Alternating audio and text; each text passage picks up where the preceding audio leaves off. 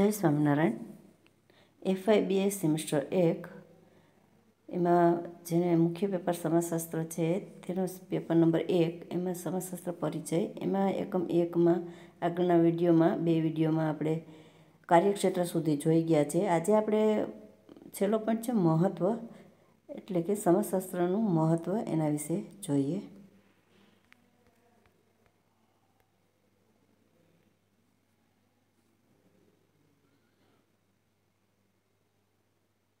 સમાજશાસ્ત્રનું મહત્ત્વ.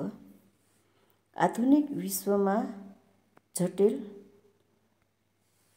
અને સાદા એ બંને પ્રકારના સમાજોમાં સમાજશાસ્ત્રના અભ્યાસનું મહત્ત્વ ઉત્તરોત્તર વધી રહ્યું છે. જેમ જેમ સામાજિક પર્યાવરણની જટિલતા વધી છે અને માનવ સંબંધોને લગતી સમસ્યાઓ ઉકેલવાની જરૂરિયાતો વધતી જાય છે, તેમ તેમ તેના વિશે પદ્ધતિસરનું જ્ઞાન આપવા માટે એક વિજ્ઞાન તરીકે સામાજિક સાંસ્કૃતિક જીવનના વિવિધ ક્ષેત્રે અને શિક્ષણ ક્ષેત્રે સમાજશાસ્ત્ર વધુને વધુ ઉપયોગી સાધન ગણાવા લાગ્યું છે.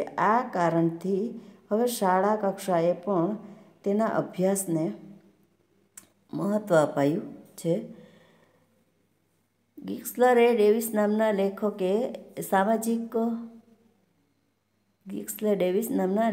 સામાજિક સાંસ્કૃતિક જીવનના વિવિધ ક્ષેત્રોમાં સમાજશાસ્ત્ર કઈ રીતે મહત્ત્વ ધરાવે છે તેનું વર્ણન કર્યું છે. તે જ રીતે મેરિલ નામના લેખકે પોતાના ગ્રંથમાં શૈક્ષણિક દ્રષ્ટિએ સમાજશાસ્ત્રના અભ્યાસનું ઘણું મહત્ત્વ હોવાનું નોંધ્યું છે. આ બંને લોકોએ કરેલી ચર્ચાના આધારે સમાજશાસ્ત્રનું મહત્ત્વ અહીં નીચે મુજબ દર્શાવી શકાય છે. એટલે કે સમાજશાસ્ત્રની અંદર સમાજશાસ્ત્ર તેનો અભ્યાસ કરે છે, માનવનો અભ્યાસ કરે છે, સમાજનો, સંસ્થાનો. આ દરેક સમાજના જે અભ્યાસ થાય છે તે ભવિષ્યમાં, એટલે કે વર્તમાન અને ભવિષ્યની પરિસ્થિતિ સાથે સાંકળવાથી તેમાં ઘણા બધા નિર્ણયો મળે છે, તેના ઘણા બધા ઉકેલો મળે છે. એમાં પહેલું છે સામાજિક નીતિનું ઘડતર કરવામાં ઉપયોગી. તેમાં જોઈએ જટિલ સમાજમાં સમાજશાસ્ત્રનું જ્ઞાન અનિવાર્ય આવશ્યકતા બનવા લાગ્યું છે. સમાજે નક્કી કરેલા ધ્યેયો પ્રાપ્ત કરવાના અસરકારક માર્ગો સમાજશાસ્ત્ર પૂરા પાડે છે. ખાસ કરીને જટિલ સમાજમાં કેવળ રિવાજ અને લોકલાગણીના આધારે સામાજિક નીતિ ઘડી શકાતી નથી. સામાજિક નીતિ ઘડવા માટે અને તેનો સફળ અમલ કરવા માટે સમાજ વિશે વ્યવસ્થિત પ્રકારનું જ્ઞાન મેળવવું જરૂરી બને છે.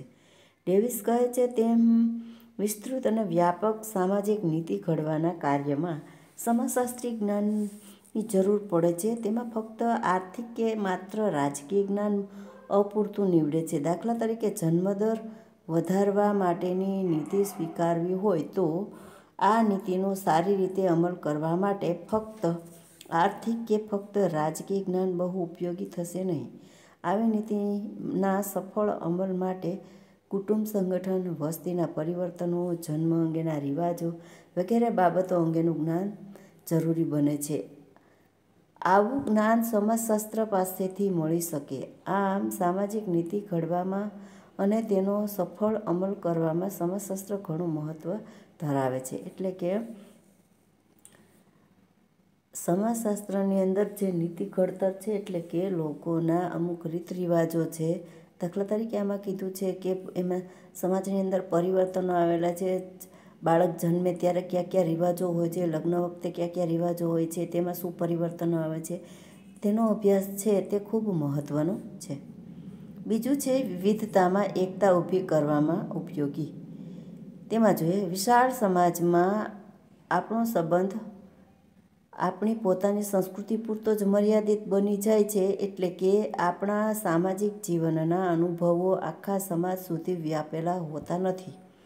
સમાજના કોઈ એક ભાગનો જ આપણે અનુભવ કરીએ છીએ. આખા સમાજનો નહીં, પરંતુ રાષ્ટ્રના એક નાગરિક તરીકે આપણે આખા સમાજનો અનુભવ કરીએ તે જરૂરી છે. આપણા સમાજના બીજા લોકો કોણ છે, તેમનું સામાજિક જીવન કેવું છે, તેમના રિવાજો, ધર્મ, ભાષા, સંસ્કૃતિ કેવા છે તે જાણવું જરૂરી છે. આવો પરિચય આપણને વાર્તાઓ, દંતકથાઓ અને સાહિત્યમાંથી મળે છે, પણ તે પૂરો આધારભૂત નથી. સમાજશાસ્ત્ર આખા સમાજના સામાજિક લક્ષણોનો આપણને વ્યવસ્થિત, આધારભૂત અને વૈજ્ઞાનિક પરિચય પૂરો પાડે છે.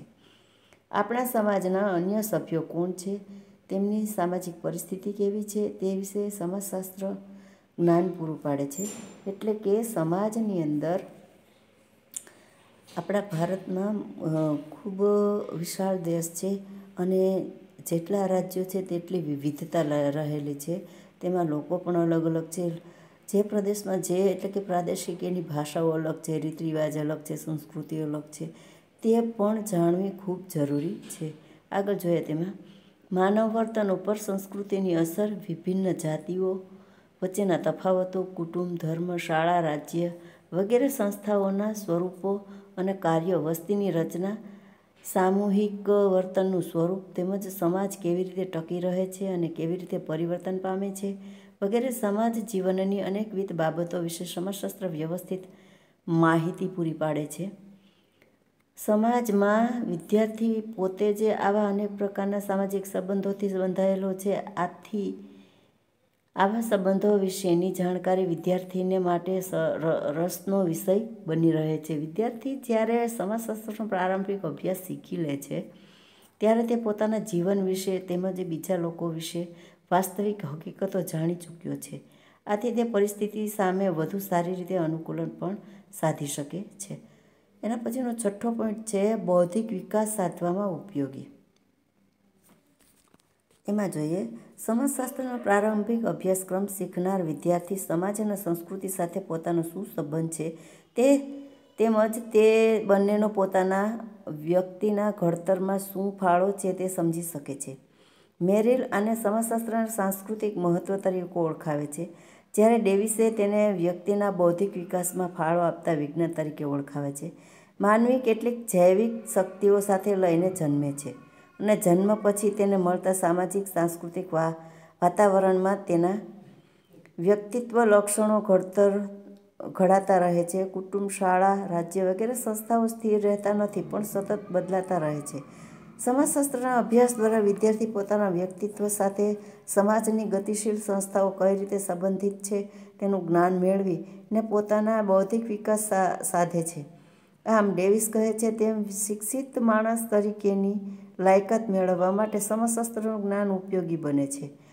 આવા જ્ઞાનથી વ્યક્તિનું જીવન વધુ સમૃદ્ધ અને વધુ સભર બને છે. એટલે કે બાળક છે એ જ્યારથી સમાજશાસ્ત્ર ભણવાનું શરૂ કરે છે ત્યારથી તે ઘણું બધું જાણી લે છે. આ તેની સંસ્કૃતિ, તેના રીત રિવાજો, તેનું વ્યક્તિત્વનું ઘડતર આ બધું જ તેના બૌદ્ધિક રીતે ફાળો આપે છે અને તે કુટુંબ, શાળા અને રાજ્યમાં પણ ખૂબ જરૂરી છે અને તે પણ સમૃદ્ધ બનાવે છે. 7મું છે સહિષ્ણુતાના વિકાસમાં ઉપયોગી. તેમાં જોઈએ સમાજશાસ્ત્રનો પ્રારંભિક અભ્યાસ શીખીને વિદ્યાર્થીઓ પોતાના સમાજ વિશે તેમજ બીજા સમાજો વિશે વ્યવસ્થિત જ્ઞાન પ્રાપ્ત કરે છે. આને લીધે વિદ્યાર્થીઓમાં બીજા લોકોના રિવાજો તરફ સહિષ્ણુતા કેળવાય છે. વિદ્યાર્થી એવું શીખે છે કે જેમ પોતાના સમાજના રિવાજોને પોતે સાચા માને છે તેમ બીજા સમાજના રિવાજો પણ બીજા લોકો માટે એટલા જ સાચા છે. વર્તમાન વિશ્વમાં જ્યારે વિભિન્ન રાષ્ટ્રો વચ્ચેના સંબંધમાં અસહિષ્ણુતાનું વલણ જોવા મળે છે ત્યારે અન્ય સમાજોની જીવન પદ્ધતિનું યથાર્થ જ્ઞાન પૂરું પાડીને આવી અસહિષ્ણુતા ઘટાડી શકાય તેમ છે. મેરિલ કહે છે તેમ સમાજશાસ્ત્રનો પ્રારંભિક અભ્યાસક્રમ શીખનારો વિદ્યાર્થી એવું જ્ઞાન પ્રાપ્ત કરે છે કે જેનાથી તે પોતાના દેશનો અને વિશ્વનો વધુ સારો નાગરિક બને છે.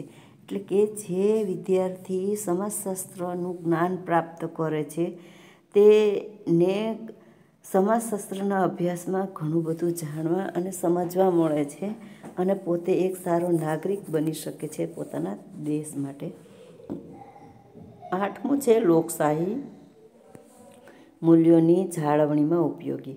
તેમાં જોઈએ લોકશાહી સમાજ વ્યવસ્થાની એક મહત્વની જરૂરિયાત એ છે કે તેમાં દરેક વ્યક્તિની શક્તિઓને વિકસવા માટે પૂરતી તક મળવી જોઈએ. દરેક વ્યક્તિ કોઈને કોઈ જ્ઞાની, જાતિ, જ્ઞાતિ, જાતિ, લિંગ, ધર્મ અને વર્ગનું સભ્યપદ ધરાવતી હોય છે. પરંતુ આવા જન્મજાત સભ્યપદના કારણે વ્યક્તિને પોતાની શક્તિઓ વિકસાવવાની તક ન મળે તો તે લોકશાહીથી વિરુદ્ધનું લક્ષણ છે. સમાજશાસ્ત્રનો અભ્યાસ કરનારો વિદ્યાર્થી જાણે છે કે કોઈ પણ લઘુમતી જૂથમાં જન્મ થયો હોવાને લીધે વ્યક્તિની શક્તિઓ ઓછી હોતી નથી. યોગ્ય તક મળે તો સરેરાશ માણસ પોતાનો જન્મગત દરજ્જો સુધારવાની ગર્ભિત શક્તિ ધરાવે છે. સમાજશાસ્ત્ર વિદ્યાર્થીઓને આવા લોકશાહી મૂલ્યોનું શિક્ષણ આપીને સમાજમાં તેવા મૂલ્યોની જાળવણી કરવામાં મદદરૂપ બને છે.